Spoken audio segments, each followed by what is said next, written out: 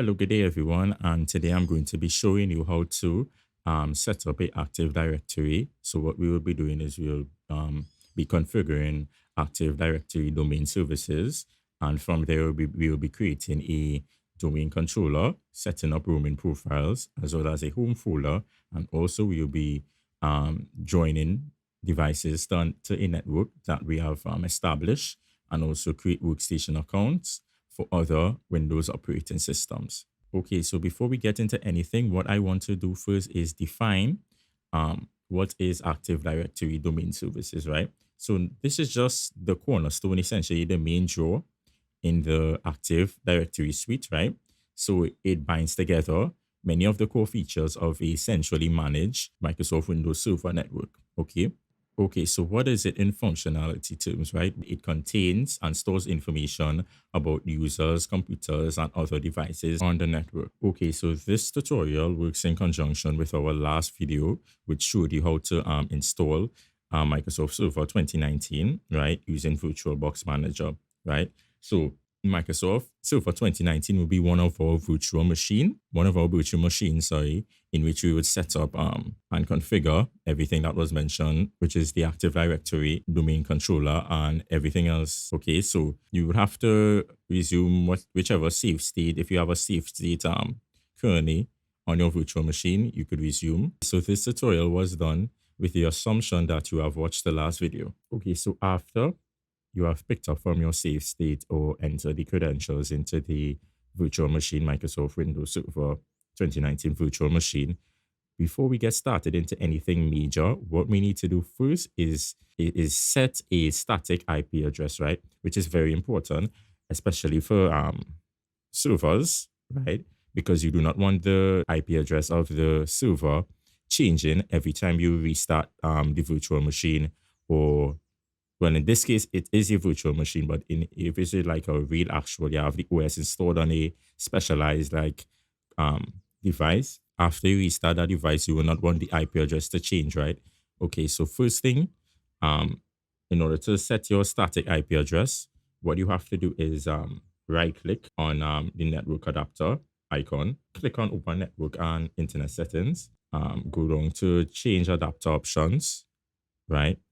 Go to Ethernet, right click on Ethernet, click on Properties, click on Internet Protocol Version, TCP. If you have certain IP addresses that you have to use, then you can enter them into here.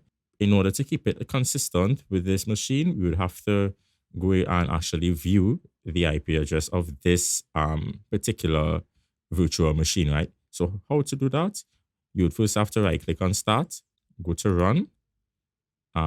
Well, it's already typed in here for me, but it'll be blank for you. You have to type in CMD, click on OK, and in CMD, you will type in IP config space / all. It will actually show you the IP addresses and all these stats for this virtual machine, right?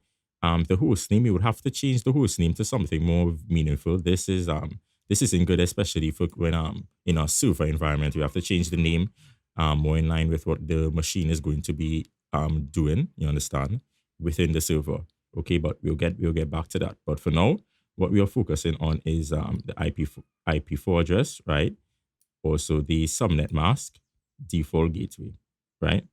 So we just have to look at these, use this as reference, and just input it into this tab here, right? So use the following IP addresses. Make sure that is highlighted. It is 10.0.2.15. Okay. Do the same thing for the subnet mask. 255.255.255.0. And also do the same for the default gateway, which is 10.0.2.2. And also enter the DNS server. Do you see highlighted here? Enter that into the relevant input area. Okay. Now this definitely will change later along the line, your DNS server address. But for now, let's just enter what is in here. Okay, so that seems to be it. After everything was done, you would click OK and your changes should be saved. Okay, so after we have set our static IP address, let us just double check to see that the static IP address is set. So what you do, you click Start, go into Server Manager, right? If you at the dashboard here, if you go into local server, IP address is static. You'll see the IP address here. And if it was not static, you'll see address assigned by DHCP. But now we are going to change our computer name to something more meaningful. This definitely isn't workable right now. Right. So you click on the name and you click on change. And for now, I just gonna call mine server one. Okay. Now this is way better than the name we had before. So click on OK. You must restart your computer to apply these changes. Okay. Right. So I will just restart and you will have to do the same. So now we are ready to proceed with the installation of the Active Directory Domain Services role. Okay, so to start configuring this, what we will do is we will click, if you look up in the top right, you will see manage, click on manage, click on add roles and features, which should open up the wizard, the add roles and features wizard. This just telling you some prerequisites that it is recommended to have before you start this process, which is the administrator account has a strong password, which is up to you to make sure. We already did this in network settings, has an IP static IP address, and other stuff along those lines. So we should be okay to go. Now, this is just telling you the installation type, but what we are focusing on is role-based or feature-based installation, right? So click next. Now, this screen will become more relevant if you have more servers, but we just have one server right now. So click next. What we're looking for here is Active Directory Domain Services. So you would check this box and add features that are required. Yes, because you have to have more features, right?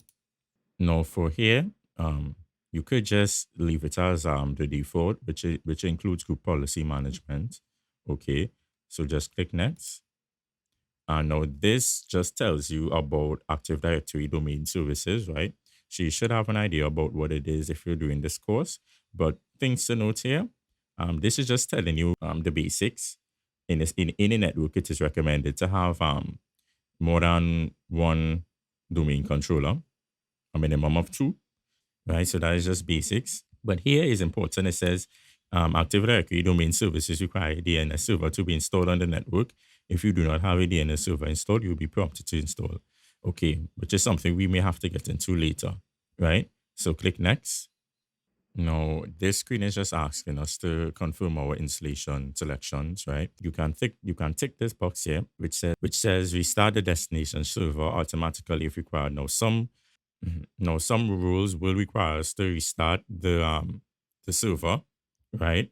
So we are just given Windows 2019 permission to do it automatically. Right, so now we could just click install and installation of the binary files will start to take place. Now this will take a while, so I will just cut and come back when everything has finished installing. Now, as you can see, everything has finished installing, right? Now the next natural step in this process is to promote the server to a domain controller. Okay, so we would click on this.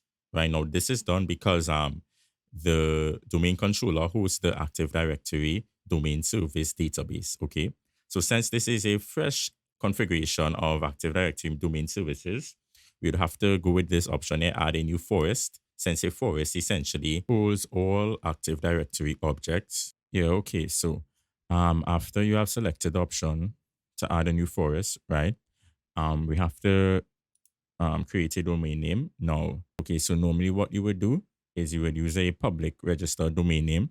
But since this is for testing purposes with me personally, I would have to use a dummy or local domain name. So I would just name it server one dot local. I am using the dot local extension, right? But for you, it may differ. If you have to use a publicly registered domain name, you can proceed to do so. Okay, so after you have named your root domain, right? We named ours server1.local. This is just because we are I am in a test environment, but if you're in a production environment, you would have to use a publicly registered domain name in order to not run into any certification problems and stuff along those lines. Okay, so click next. when everything is done. Okay, so function, this is very important.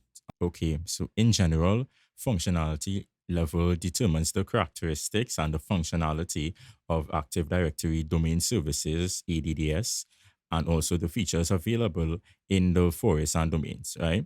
It also affects the operating systems which can be run on the domain controllers, right? But so in particular, as it relates to forest functionality level and domain functionality level, the forest functionality level sets the minimum level of Active Directory domain service functionality for all domains and all controllers within those domains, right? Whereas the domain functionality level sets the ADDS functionality level for all domain controllers within the domain. So with this, you cannot set the domain functionality level below the forest functionality level, but you can set it higher, right? And out of these options here, we have available, we cannot go above 2016, although we are using Windows Server 2019 because ever since 2016, there hasn't been much significant changes to warrant like an update to 2019. So that is why the maximum level available is Windows Server 2016. Okay, so in it is good practice if you're going with the highest functionality level, watch your environment and make sure that it could handle it, right?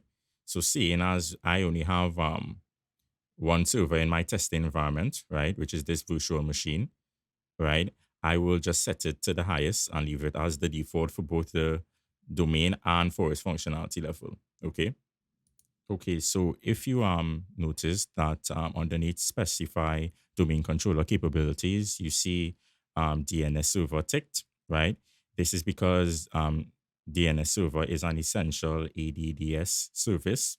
And also, if you look at global catalog, GC, this is actually checked and cannot be unchecked because your first um, domain controller must be a global catalog server. Okay, so next they're asking us to provide passwords, credentials. This is just in case we run into any issues and we have to conduct a directory service restore. Okay, so just provide whichever credentials and commit it to memory.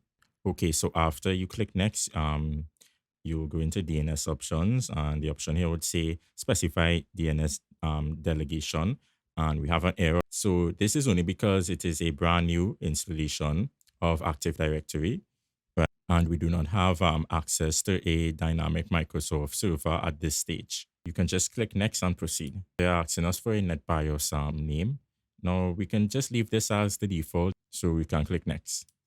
Now here is just giving us the locations of our database folder, log files folder, and sysvol. So we can just keep the default locations unless you have to change it. So we can click next. Now here the Active Directory wizard is just giving us an opportunity to review our options that we have selected. So you can go through this if you want, but now I'm just going to click next. Active Directory wizard have to run some prerequisites, right, for the domain controller operation. So this may just take a few moments. As you can see, all prerequisites have been run, so you can just proceed to install. Okay, so my server was restarted because it prompted us to restart. So after you install the domain controller, you should get a prompt stating restart your PC. So that is how we end up where I'm at right now. But as you can see, it is prompting us to enter the credentials to log into our server one domain, right, using the administrator account. So just enter the credentials that you have made. So that is it for this part of the video. This is just part one. In the next part of our video, we'll be continuing by setting up Roman profiles, as well as the home folder, as well as creating workstation accounts for other operating systems and joining devices to a network.